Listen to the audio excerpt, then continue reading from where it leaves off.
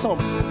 Offrons au Seigneur reconnaissance, son amour durera jamais. Car il est bon, il est au-dessus de tout, son amour durera jamais. Chantons, Chantons,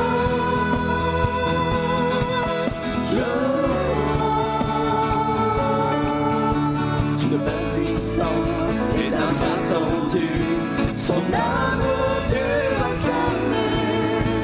Il nous donne une vie nouvelle, son amour durera jamais. chantons, Chantons,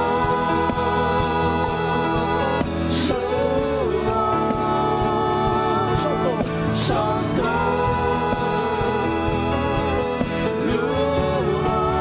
À jamais. à jamais Dieu est fidèle, à jamais Dieu est fort, à jamais Dieu est avec nous, à jamais, à jamais, à jamais Dieu est fidèle, à jamais Dieu est fort, à jamais Dieu est avec nous, à jamais, à jamais, à jamais. Tu le mets du soleil. Jusqu'à son coucher, son amour durera jamais. Par la grâce de Dieu, nous persévérons, son amour durera jamais. Chantons,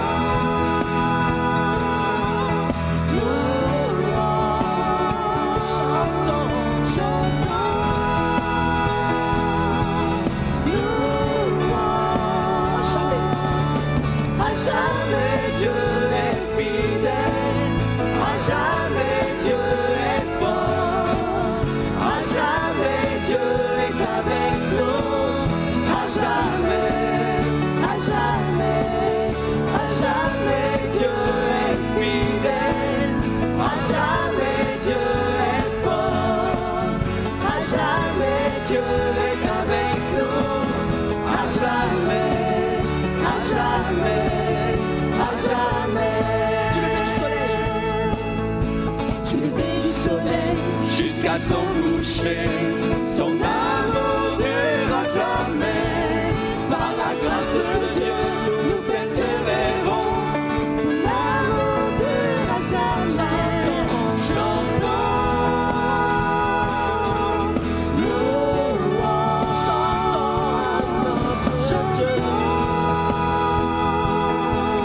louons, à jamais Dieu est fidèle, à jamais Dieu est fort, à jamais Dieu est avec nous, à jamais, à jamais, à jamais Dieu est fidèle, à jamais Dieu est fort, à jamais Dieu est avec nous, à jamais, à jamais, à jamais. Voilà, gloire au Seigneur, heureux de se retrouver encore ce soir pour partager ensemble la parole de Dieu. Et j'aimerais commencer avec cette question, où est Jésus et que fait Jésus dans nos tempêtes? Parce que tous, plus ou moins, nous passons par des tempêtes dans la vie, mais la question qui nous est posée, où est Jésus et que fait-il au sein de nos tempêtes?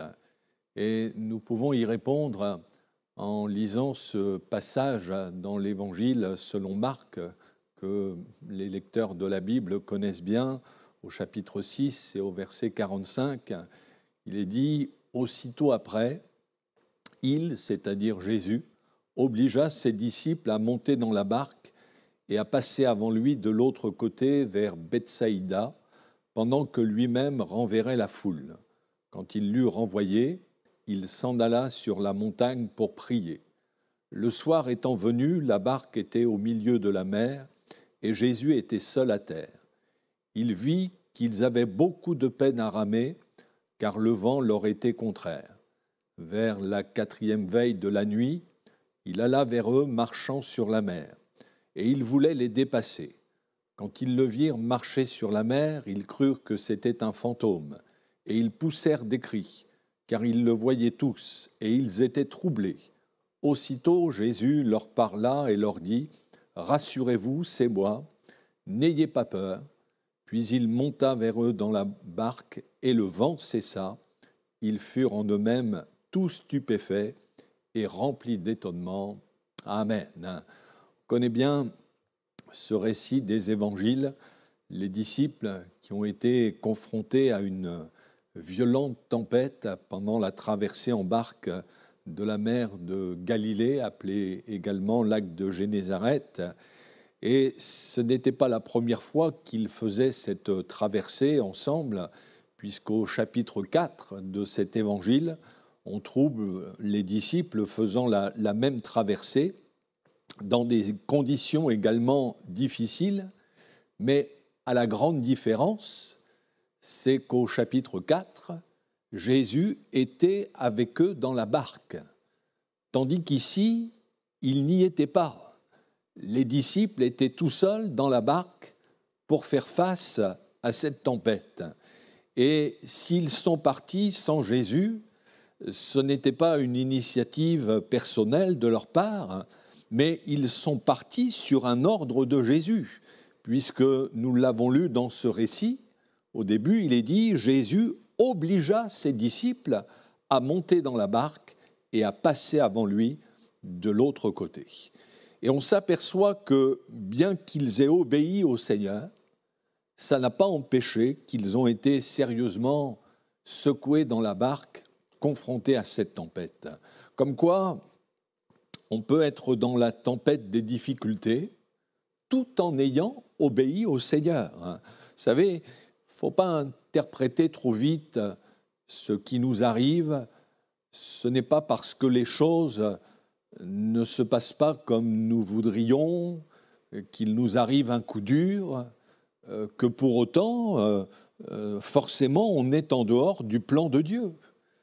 Parce que parfois, oui, quand les choses ne vont pas, on trouve ça anormal, et on se dit même, c'est peut-être un coup de l'adversaire, et aussitôt, on va dire à Jésus, mais Seigneur, interviens, fais quelque chose, sors-moi de cette situation. Mais si les disciples se sont retrouvés dans la difficulté au cours de cette traversée, ce n'était pas un coup de l'adversaire de notre âme, mais on s'aperçoit que ça a été voulu par le Seigneur Jésus lui-même, qui avait beaucoup de choses encore à leur apprendre.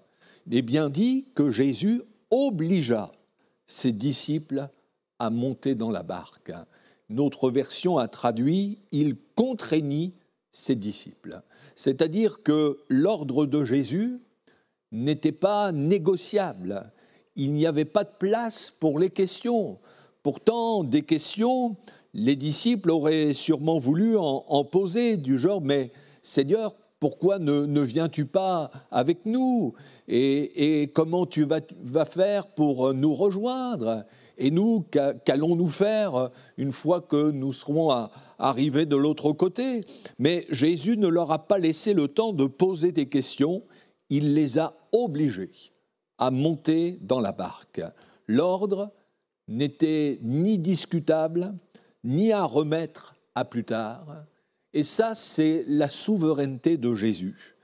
Vous savez, durant notre marche avec le Seigneur, nous avons eu, et certainement que nous aurons encore, des choses difficiles à traverser, sans savoir pourquoi, mais qui sont voulues et ordonnées par le Seigneur.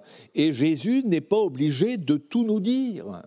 Même si ça nous frustre, il n'a pas de compte à nous rendre sur les décisions qu'il prend. Au psaume 104, il est dit « Notre Dieu est au ciel et il fait tout ce qu'il veut ». Le psaume 115, Dieu fait tout ce qu'il veut, il est souverain. Dans son amour, dans sa miséricorde, il daigne nous dire certaines choses, nous révéler une partie de son plan, mais il n'est pas obligé de nous dire toutes les raisons pour lesquelles il nous fait passer par tel ou tel chemin. Et un disciple soumis, obéissant, et j'espère que nous désirons être un tel disciple, ce n'est pas quelqu'un qui va poser une quantité de questions, mais pourquoi Seigneur me fais-tu passer par là? Pourquoi ceci? Pourquoi cela? Mais qui va plutôt avoir cette attitude de dire Seigneur, même si je ne comprends pas pourquoi je passe par là, je veux néanmoins continuer à t'obéir et te faire confiance, parce que je sais que tu veux mon bien.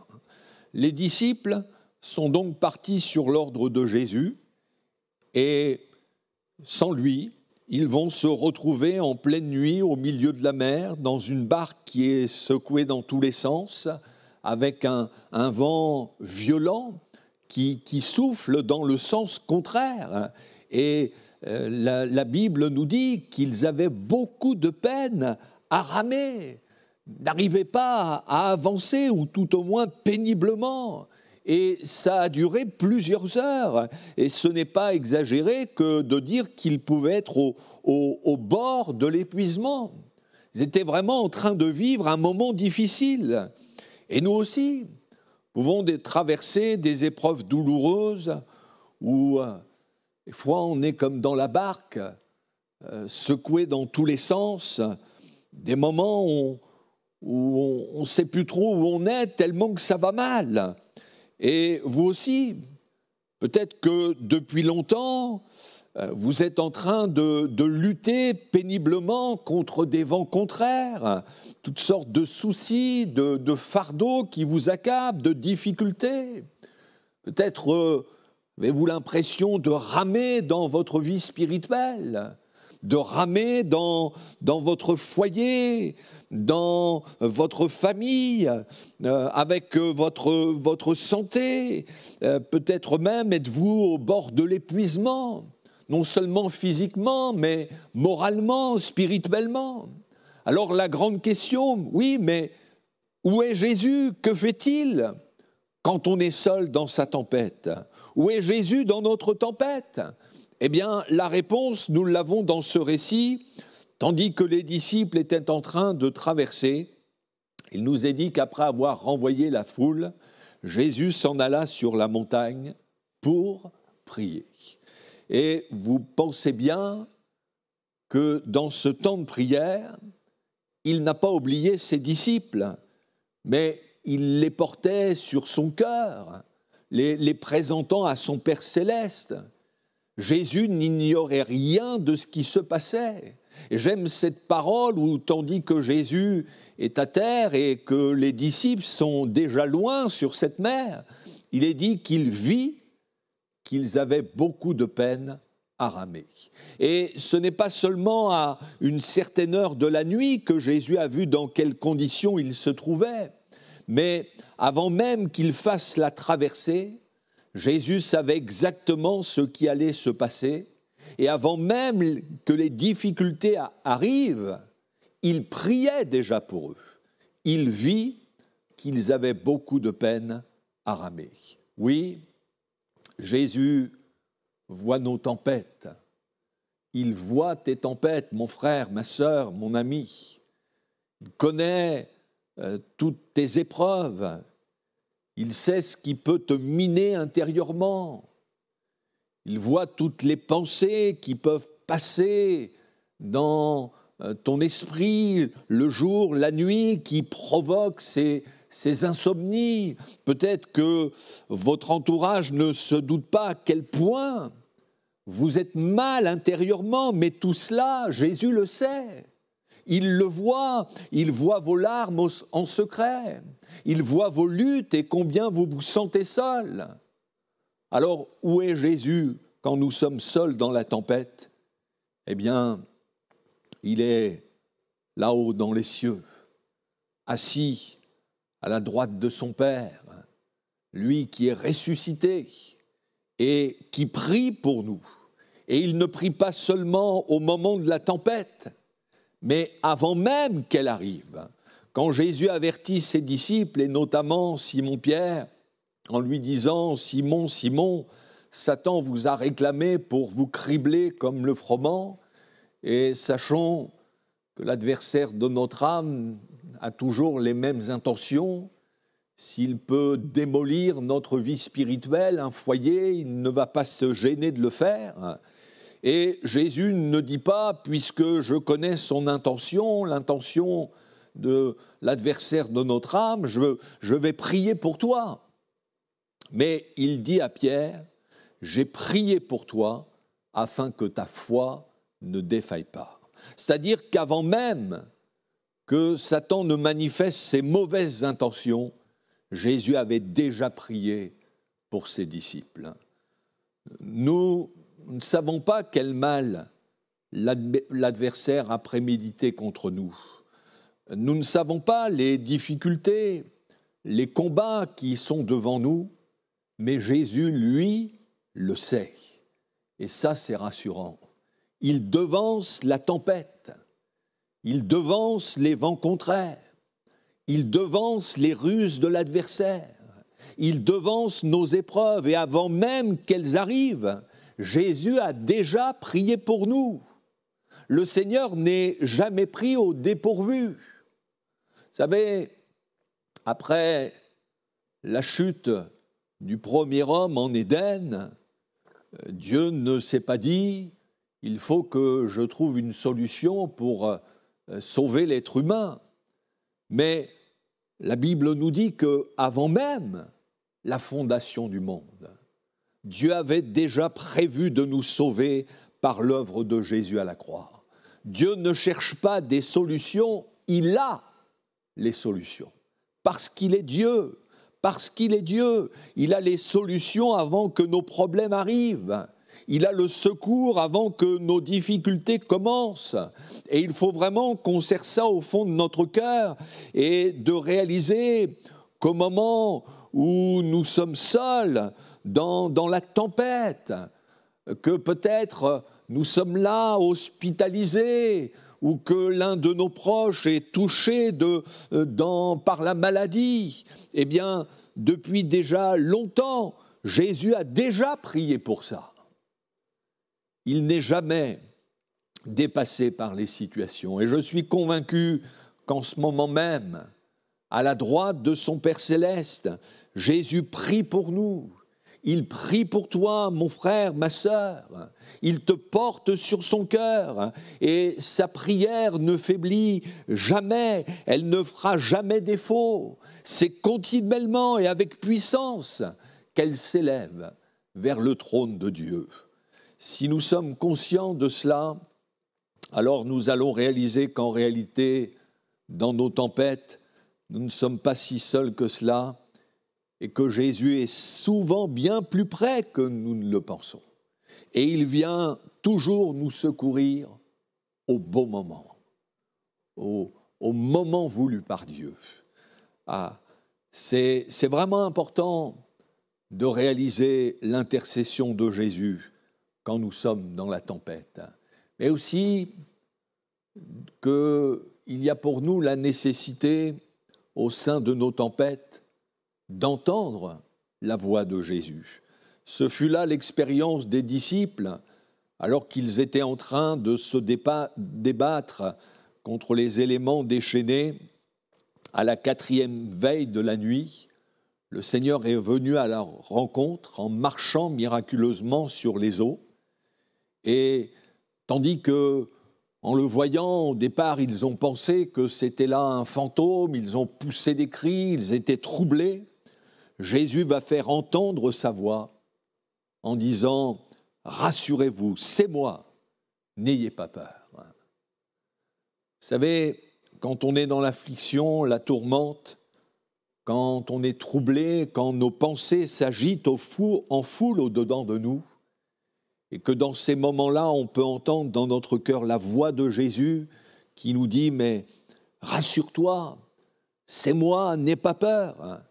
Et ça, c'est quelque chose qui nous fait du bien, qui va nous apporter la paix. Seulement, si nous voulons nous approprier, et notamment au sein de la tempête, les paroles de Jésus, si nous voulons pouvoir être en mesure de les entendre, il faut absolument que nous le connaissions réellement, que nous ayons une profonde communion avec Jésus, que nous soyons habitués au travers de sa parole à reconnaître sa douce voix.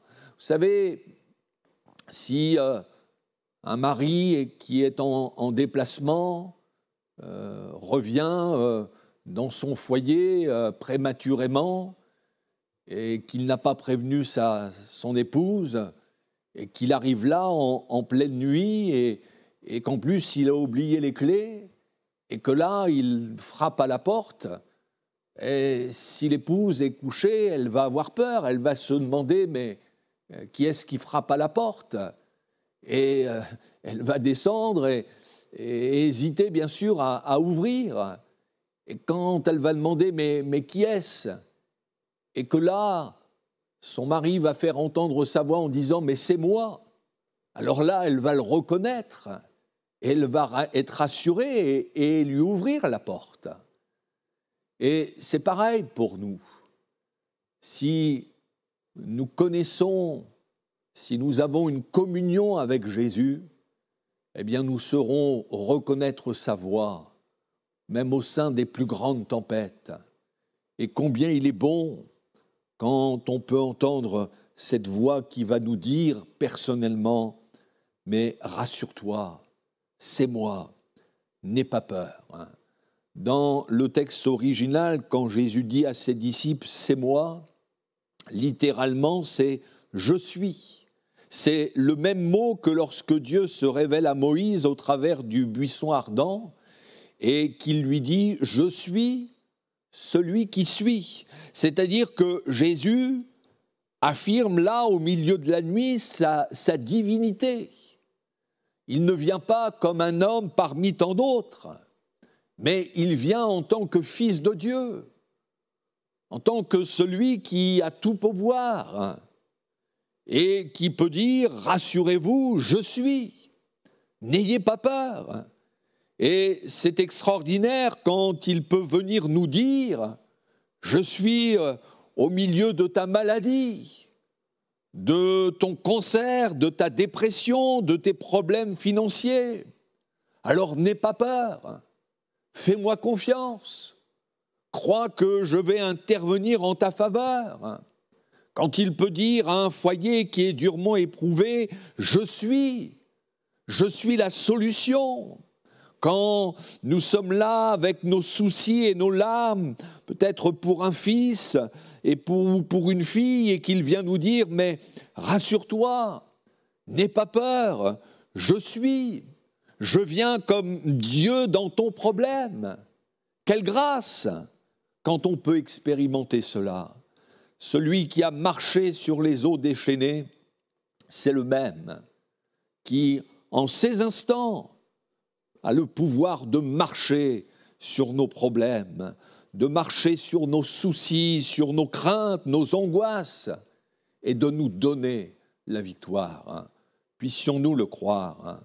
Alors, réalisons ce soir où est Jésus et ce qu'il fait quand nous sommes seuls dans la tempête, et qu'en réalité, le Seigneur est bien plus près que nous ne le pensons. Réalisons que bien avant que la tempête ne commence, Jésus a déjà prié pour nous auprès de son Père céleste. Et lorsque nous traversons des moments difficiles, il n'est pas en train de chercher une solution à notre problème, mais il a déjà la solution, parce qu'il a tout pouvoir.